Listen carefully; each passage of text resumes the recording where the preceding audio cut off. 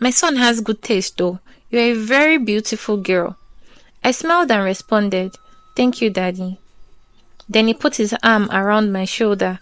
I froze because I wasn't expecting that gesture, but I sat in silence and reminded myself that he was my father-in-law and he meant no harm. After a few minutes, the car stopped and we both got out. He had brought me to a very large boutique. He looked at me and said, "I brought you here so that you can buy whatever you want. Clothes, oh, jewelry, oh, shoes, oh, hair, oh, whatever you want, my dear. That's my welcome gift to you as you are now part of my family." I was happy because Adam had never done this for me. And besides, I would love to own flashy things for myself. I walked into the shopping mall and saw varieties of beautiful things. I kept buying and buying and buying until the bill amounted to 6 million naira. To my father-in-law, that was mere pocket change. We paid and went home. My husband was home when I returned. I showed him everything his dad had bought for me. He looked surprised with a frown on his face. He said, "He must really like you." My father-in-law and I became really close. He continued to spoil me with material things as the days passed. Because Adam was always busy at work and I wasn't working, I had all the time to enjoy my father-in-law's money. My husband rarely gave me any money, and whenever I asked, he would tell me I had all I needed in the house. So I was happy. At least I was getting some attention from my father-in-law. The only thing that bothered me was that anytime we were together, he would touch me in places he shouldn't, but I brushed it off as a mistake, since we are family, and I am his son's wife after all, so what can go wrong? One evening, I escorted my husband to the airport as he was traveling for a business trip. I kissed him goodbye and went back home. It was just me and my father-in-law in the main house and the maids were in their quarters. It started to rain heavily and I had trouble sleeping because I was scared of thunder and lightning. So I went downstairs, dressed in my nightgown, wrapped in a blanket as it was very cold.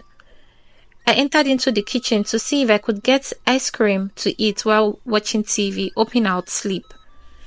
Then I heard the kitchen door opening behind me. I thought it was one of the maids, although none of them were supposed to be in the house at the time, unless they were called upon. So I turned back to see who it could be. It was my father-in-law in his pajamas. He looked at me and smiled. He looked really handsome though, I thought to myself. He asked me what I was doing downstairs at that hour, and I told him I couldn't sleep because of the rain. He laughed and said, "You must be missing your husband, Abby. That one likes work and is always busy." I looked at him and smiled. He then offered to walk me to my room, which I thought was a nice gesture. After bidding me good night, I entered my room with my bowl of ice cream. I'd barely started eating the ice cream when I heard the knock on my door, wondering who that could be. I stood up to open it and saw my father-in-law at the door. I was surprised and asked him, "Do you want me to do anything for you, Daddy?" He looked at me for a second, moved closer to my face and tried to kiss me. I moved my face as I did not understand what was happening at first, until he started saying, "I want you, my dear, and from the moment my son brought you into this house, I have always wanted you. As you can see, my son does not have any time for you, but I am here. Why do you think I have been doing all these things for you? I will continue to spoil you like I've always done. Just don't tell anybody about this, okay? And we'll be fine." Then he brought out his phone and typed for a bit, looked at me and told me to think about his offer, reminding me that no one has to know. He kissed me on the cheek and turned to leave. Still in shock, I watched him leave my room. God, what have I gotten myself into? I thought I was dreaming, but this is my reality.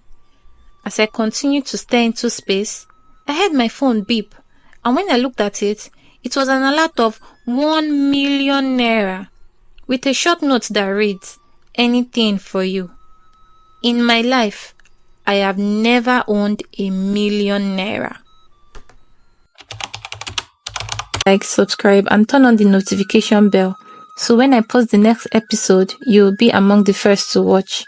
Thank you and remain blessed.